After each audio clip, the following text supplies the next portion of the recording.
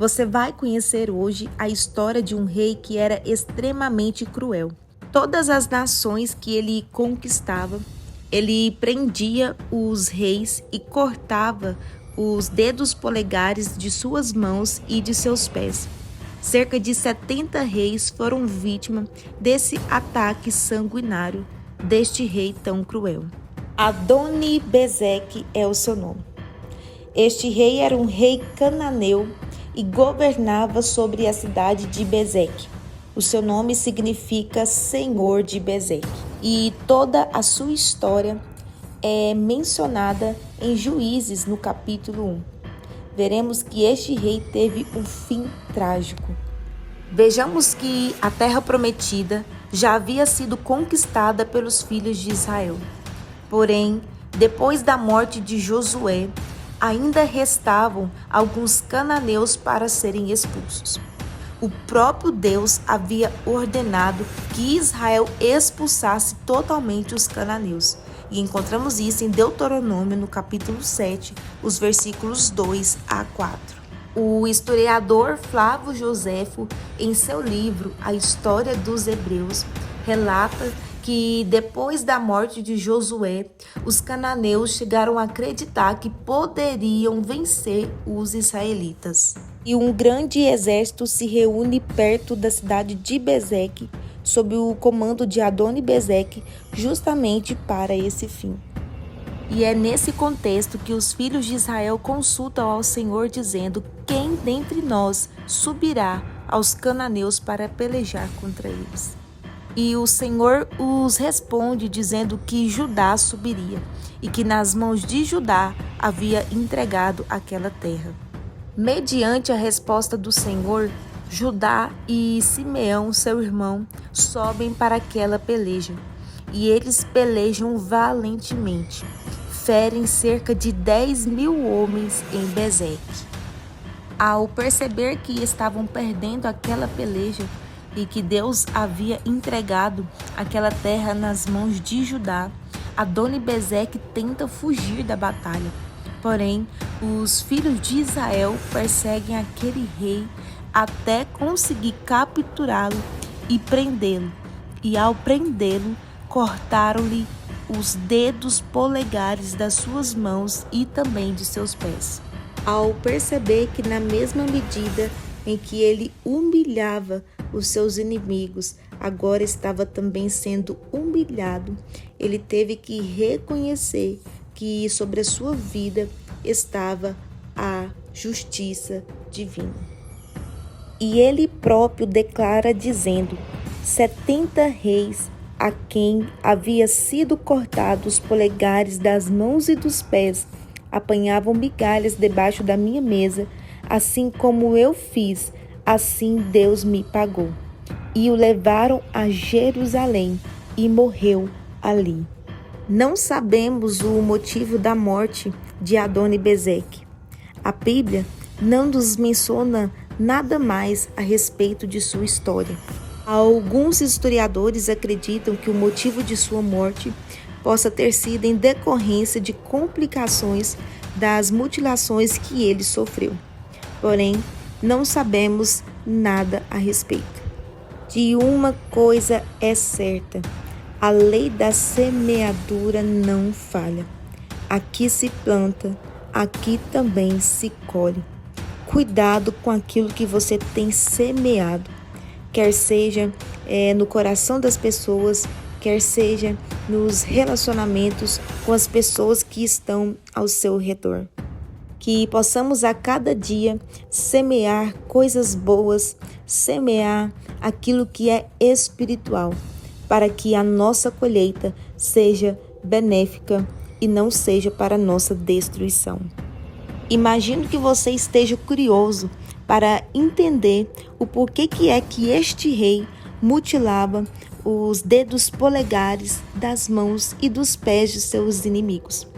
E antes da gente continuar, quero convidar você, se você não for inscrito, se inscreva no nosso canal, deixe o seu like, comente e compartilhe, para que o nosso canal continue crescendo, e não esqueça de ativar as notificações.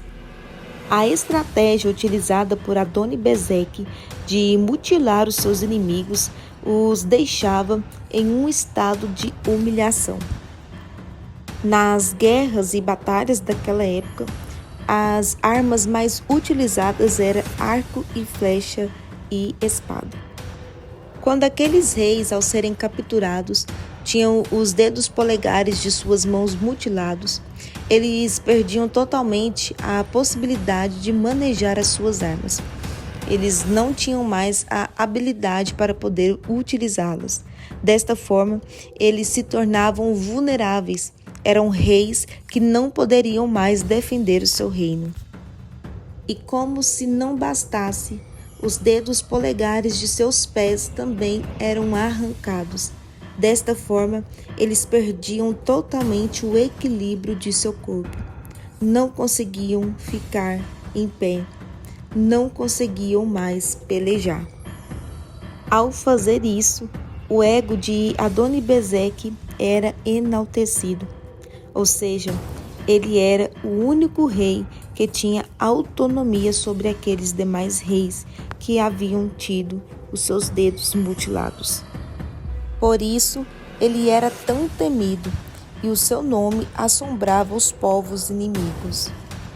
E quando Deus entrega os cananeus nas mãos dos filhos de Israel, especificamente sobre a tribo de Judá, ele estava demonstrando que não existe poder supremo ou superior ao poder de Deus sobre o seu povo. Porém, precisamos tomar bastante cuidado e ficarmos atentos, porque a mesma estratégia utilizada por aquele rei cruel e sanguinário tem sido a mesma estratégia utilizada pelo inimigo de nossas almas.